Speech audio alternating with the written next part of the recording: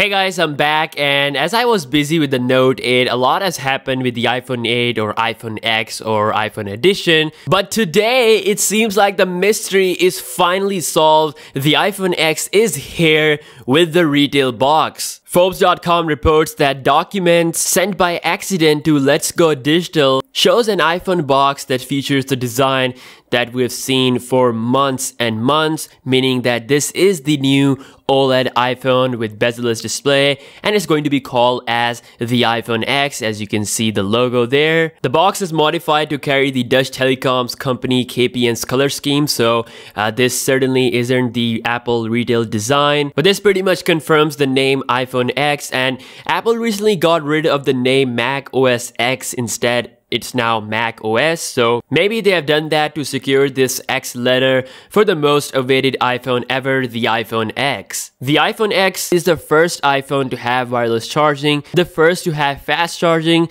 first to have an OLED display, first to have a 3D facial scanner which will be much faster and accurate than a normal 2D scanner, and first to kill the poor Touch ID. Like, there's a lot of firsts with this iPhone, and it's less than a week away from the official announcement taking place on September 12th at Steve Jobs Theater, which by the way has 2 custom rotation elevators, and the product display area is hidden underneath the main entrance behind sliding walls. iPhone 8 along with the 7S and 7S Plus coming in store worldwide on September 22nd. Here are the rumored final specs. Here is the pricing for all the models. The base model is starting at $1,000, then $1,100 for 256GB model, and $1,200 for 512GB overkill model. A new report came this morning explaining the reason behind iPhone's expensive price, and that reason is Samsung. KGI's analyst Ming-Chi Kuo says that the OLED iPhone panel supply is completely controlled by Samsung,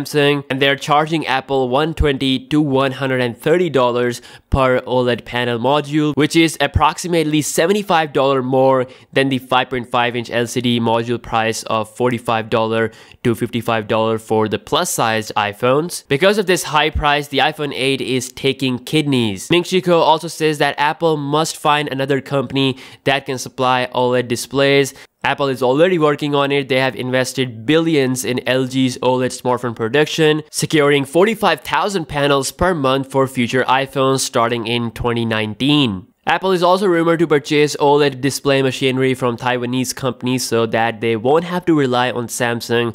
Now, it's kind of funny to me that they blame Samsung for high price, because even if Apple made their own OLED display, it would still cost $1,000. Like, come on, it's Apple, damn it. A huge leak posted by Vanya Gaskin shows the slides of the Project Cyclops, which is the code name for the iPhone 8, and some interesting info on the Touch ID. So the Touch ID really was on the back of the iPhone 8. Vanya says that it was on the early prototype, but what confuses my mind is that the date mentioned in these slides is 14 August 2017, meaning these slides are just 3 weeks old, so it can't be for an early prototype. If it was for an early prototype, it would have been at least 2 or 3 months old when we first saw an iPhone 8 with rear Touch ID. Does that mean there's still a chance for the rear Touch ID to happen? The answer to that question is maybe. I personally believe that Touch ID is gone and we have the 3D facial scanner to completely replace it, so